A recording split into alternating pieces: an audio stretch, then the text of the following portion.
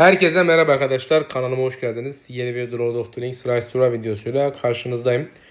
Evet, sezon bitmiştir arkadaşlar. Zaten sezon bitmeye yakında beni uçurmuşlar bu arada. Çünkü girmemiştim bugün oyuna hiç. Mevcut ödülümüz sezonun özeti bu durumda. Liyakat 2.8 kasabilmişiz. Totale baktığımız zaman 3 sezondur liyakatımız gene 2.5 ve üzeri. Bence iyi bizim hesabımız için. Fena değil. Öldürülen askerler demiş. Burada 877 bin çıkmış. Zenginliğimiz 33K ki zaten ben genelde 30-35K arası oynuyorum. Sebebi ise şimdi çok fazla farm tabii ki de olsa iyi. Fakat 45K 50K'lara çıkmak biraz zor oluyor kalabalık sunucularda. Saatlik üretim 60K üzeri ise bana yetiyor yani açıkçası ordu olarak. Çünkü istersen saatlik üretimin 100K olsun. Eğer mevcutta kullanmış olduğun ekip yetersizse zaten orduların çat patlıyor yani. 60 KB üzeri orta şekerli bir hesap için fena değil bence, bilmiyorum yani. Düşüncelerim böyle. Bakalım. Ödüllere gelecek olursak 10 tane belek verecek. 900'de kristal, bir de sezon madalyamız var. Ona da zaten muhtemelen silah alacağım ki gelişim için kullanacağız. Durumlar, vaziyetler bu şekilde. Şimdi o anlatacağımız konuya girmeden evvel hemen şuradan şunları alalım. İşimize yarayanları basalım. Kaç saati varmış? 6 saati var. Güzel, hemen basalım. 2 saat sonra bir tane daha kavuşturabiliriz elimizden geldiğince. Şimdi arkadaşlar bugünün konusu biliyorsunuz ki artık YouTube üzerinden hem DP sezonuna geçiş yaptığımız zaman zaten anlatımlar devam edecek. Bugünkü konu itemlerin alt özellikleri ne kadar gerekli? Öncelikle ne kadar gerekli? Kime gerekli? Hangi alt özellikler olsa iyi olur? Hangileri olsa da olmasa da ne kadar etki ediyor? Bunlar önemli. Kimlerde olmalı? Kimlerde olmasa da olur? Bunlar da önemli tabii. Şimdi arkadaşlar alt özellikler, tabi çeşitli alt özellikler var. Şöyle herhangi bir iteme gelelim. Aşağıya açalım. Burada görmüş olduğunuz gibi çeviklik, keskin hançer, güç, kuşatma, bakım, metanetler var. Metanetleri saymaya gerek yok. Hepsini geçelim. İşte delilik için ezici güç. Delilik ve sersemletme için ezici güç. Yani delilik ve sersemletme hasarında altındayken %10 düşürme. O yani başka bir esprisi yok. İşte zırh var, metanet var, kaçış eylemi var. Yani güzel özellikler var. Kırmızılara geldiğimiz zaman hemen hemen bence en iyisi savaş narası. Çünkü sabır ve deri yüzen, yani bilmiyorum, onlar da güzel ama saldırı komutanı için en iyisi savaş narası, bir de keskin hançer. Tabii güç de güzel. Keskin hançerle savaş narası güzel arkadaşlar. Benim kendi fikrim, açıkçası söylemek gerekirse. Neyse, şimdi oynadığımız komutana bağlı arkadaşlar. Şimdi örnek veriyorum. Misal Gil-galad gibi bir komutanınız var. Kafada DBS olarak tutmuşsunuz. Yani defans yapacak. RP'yi baz alalım. Hem Ebil hem Goodside fark etmez. Yani her ikisi için de geçerli. Bu tarz komutanlarda alt özelliklerin mavi olması faydalı. Yani şu tarz kırmızı özellikleri kullanırsanız, işte savaş narası, deminki bahsettiğimiz gibi deri yüzme, işte güç, bunları kullanırsanız bunlar yani olağanüstü bir etki sağlamıyor. Neden? Şimdi misal siz Gil-galad'da çeviklik kullanıyorsunuz. Ki benim tavsiyem, misal DBS komutanı kafadayken full çeviklik kullanmanız daha faydalı. Neden? Çünkü Gil-galad mesela sersemletme atıyor. Siz alt özellik ilk hamle aldığınız zaman ve aynı zamanda kullandığınız itemlerde ilk hamle varsa, misal benim kaskımda var 5, zırhımda da var 5, 10. Zaten kendinde de var haliyle. Bir de alt özellik var. Buradan da artı 5 alıyor. Savaşa girdiği zaman 46 oluyor. Bunun bana faydası ne? Sersemletmeyi önce ben atıyorum mesela. Şimdi VS'de mesela adamın DD komutanına sersemletme attığım zaman, çünkü en az 6 tane sersemletme atıyor. Pardon, en fazla. Fazlasını da görmedim yani. 6 mix, yani maksimum 6. Siz önce attığınız zaman, örnek veriyorum, DD komutanına vurduğunda hasarınızı az alıyorsunuz. Bu da sizin için bir avantaj. Değil mi? Yani bunun dışında mesela alt özellik ne koysanız işinize yarar.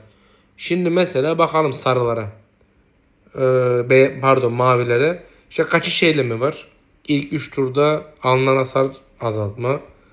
Onun haricinde işte deminki bahsettiğim ezici güç var. Bunu geç. Mevcutta kullandığımız kalın zırh var. Zaten bence en mantıklıları kalın zırhla çeviklik arkadaşlar. Full çeviklik yapsanız da iyi olur. Yani o da iş yapar. Ama 2-2 kullanmakta fayda var. Ben 2-2 kullanıyorum DBS'te. Siz daha da fazla kullanabilirsiniz. Bu DBS için geçerli. Olursa çok önemli. Özellikle çeviklik. Çok çok önemli. Olmasa problem değil. Ama olsa fena olmaz. Kullanacağı itemlere gelecek olursak.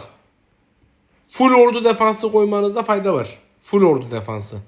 Ama şimdi komuta da önemli. Minimum 500 ve üzeri komutaya çıkarmanız lazım. Ben 460'ta kaldım. Ki değiştirebilirim benim elimde ama şu an için verim alıyorum. Şimdi mesela ben ordu hasarını azaltmam için defans sistemi koyacak olsam misal ne koymam lazım? Lang koymam lazım. Değil mi? Yani en verimlisi, en mantıklısı o. O da mesela burada şurada bir tane var. O da keskin hançer alt özelliği. Mesela birim defansı 9 veriyor. Bunu fulllediğimiz zaman 22 miydi acaba? 23 müydü? Öyle bir şeydi. Mevcuttakinden yani elimdekinden 10 fazla verecek. Ama ben mesela bunu komutası içinde kullanıyorum. Beyaz efan bıçağını. Alt özelliğim de var. Bu benim için bir avantaj. Mesela burada ARP olsa ARP daha iyi Gilgalad için. Hem alt özellik yok. Mevcut denk gelmediği için ki zaten kıracağım bunu, şu anda kullanmayacağım. Hem alt özelliğim yok hem de Meras'ın dizginleri yine birim defans olarak 20 veriyor. Diğerine nazaran belki 8 düşük ama komutan defansı, birim atak, ilk hamle.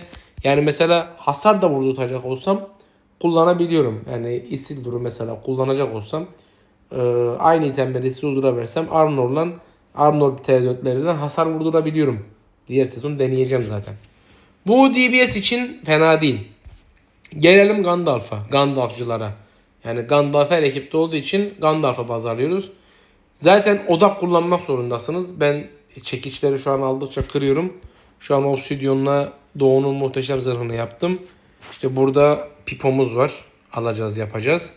Sezon bittiği zaman. Burada da beyaz şapkam var. Gri büyücünün beyaz şapkası.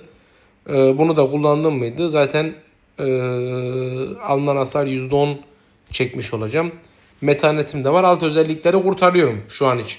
Full odak çıktığımız zaman işimize yarar. Belki şapkanın yerine şey de kullanabilirim. İşin açıkçası şunu da kullanabilirim. Zaten çıkartmıştım. Tuzakçı başlığını. Hem odak veriyor, bir atak da veriyor, komuta da veriyor. Yani komutayı 200 ve üzeri yapabilmek için benim için bir avantaj olur. Çünkü komutası yüksek olduğu zaman nitekim şifa artımı, işte alınan hasar azaltma, komutanın dizilişteki komutanlar, orduların hasarı, bunlara da etki sağlıyor komuta. Yani 200 üzeri odak, 200 üzeri komuta yapsam hasar istatistikliğini de 38-45 arası yapsam işimizi görür Gandalf'ta. Gene tabii kendi fikrim. Sizin fikirlerinize de açığım. Ki saygı 4 olduğu için benim saygım düşük. Ama emin olun saygı 15 Gri Gandalf'tan 10.000 kat daha iyi. Keşke bir gelse de artık şu saygı düşürme. Yani 2 tane DBS komutanım var fazladan. Biri Gilgalad 12, biri Isildur Zenith 1. Şunu bir parçalasam zaten Gandalf'la daha yeni çatır çatır yükseleceğim de. Bilmiyorum gelecek mi gelmeyecek mi, o da artık muamma, yani soru işareti. Yani odak komutanında Gandalf'ta kullanmanızda fayda var. Alt özellikleri mavi. Çeviklik lazım mı? Mesela Gandalf'a lazım. Niye? Siz ak büyücüyü fulllediniz. Sersemletmeyi aldınız. Sersemletme aldığınız zaman hız çektiğinizde misal 2, 3, 4 duruma göre verebilirsiniz. Yani şu ekipte Gimli'de Dain'de veriyor sersemletme. Onun için tabii alt özellik çeviklik biraz zor. Olsa fena olur mu? Olsa olur. Mesela nasıl olur? Şurada mesela nerede? Kendisindeydi herhalde, pardon. Burada mesela Lan nereye koyduk biz onu? Bundan mı bastık acaba? Ha buradaymış. Burada mesela çeviklik var. Yani zırhında da bir tane bulsam işimize yarar ama bulur muyuz bulamaz mıyız? Soru işareti açıkçası. Şu an için bakacağız. Yani bulursak fena olmaz. Saldırı komutanına geldiğimiz zaman saldırı komutanında hepsinin kırmızı olması büyük bir avantaj sağlar sizin için. Yalnız saldırı komutanlarında gene en önemlisi hasar arkadaşlar. Misal ben Gimli oynuyorum. Çekiş bekliyorum. Kendi fikrim var, düşüncem var. Niçin? Şimdi 2 tane hasar komutanım var. 2 tane de Kazatdum'um var.